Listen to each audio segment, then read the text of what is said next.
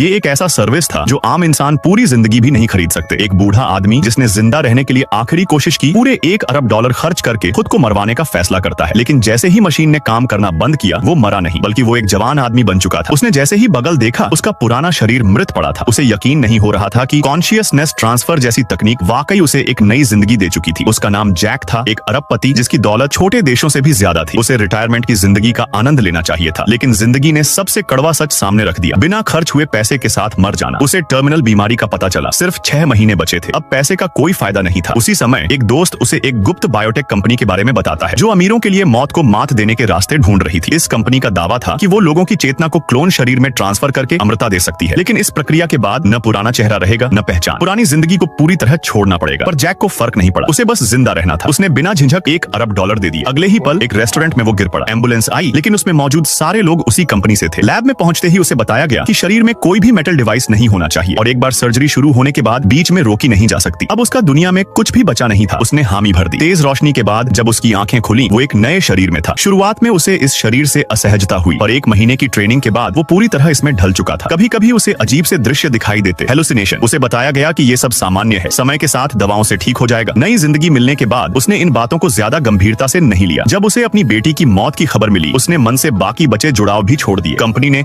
उसे नई पहचान, लग्जरी कार और आलीशान बंगला दिया, लेकिन अब उसे इन चीजों में कोई रुचि नहीं थी। पहली बार उसने जवानी का मजाक खुलकर उठाया, बिना किसी कैद के। लेकिन ये सुख ज्यादा दिन नहीं टिक सका। एक दिन जैसे ही वो अपनी दवा लेने वाला था, उसकी गर्लफ्रेंड उसे एक्सरसाइज के लिए खींच ले गई। जब होश आया, उसे तेज सिर दर्द हुआ। वो दवा तक पहुंचना चाहता था, लेकिन गिर पड़ा। दिमाग में किसी और की यादें चल रही थी, एक माँ, एक बेटी और युद्ध के दृश्य। ये सब इतना असली लग रहा था मानो उसने खुद वो जिंदगी जी हो। हैरान परेशान होकर वो कंपनी के आदमी से मिला, जिसने उसे सब कुछ कल्पना बताकर टाल दिया। लेकिन उसने कभी नहीं बताया था कि उसके सपनों में एक औरत थी, और ये बात सामने वाले को कैसे पता चली। उसे अब यकीन हो गया, वो एक गहरी साजिश में फंस चुका है। सपनों के आधार पर उसने खोज शुरू की और एक छोटे से कस्बे तक पहुंच गया, जहां बताया गया था। वहीं एक पानी की टंकी के पास एक लकड़ी की झोपड़ी मिली। वो अंदर गया और सामने दीवार पर टंगी एक फैमिली फोटो देख उसकी सांस थम गई। वो खुद उस परिवार का हिस्सा था। अब सब कुछ साफ हो चुका था। ये शरीर कोई क्लोन नहीं था, बल्कि किसी जिंदा इंसान का था। एक इंसान जिसकी एक बेटी थी और जो शायद एक सैनिक भी रहा था। तभी पीछे से एक औरत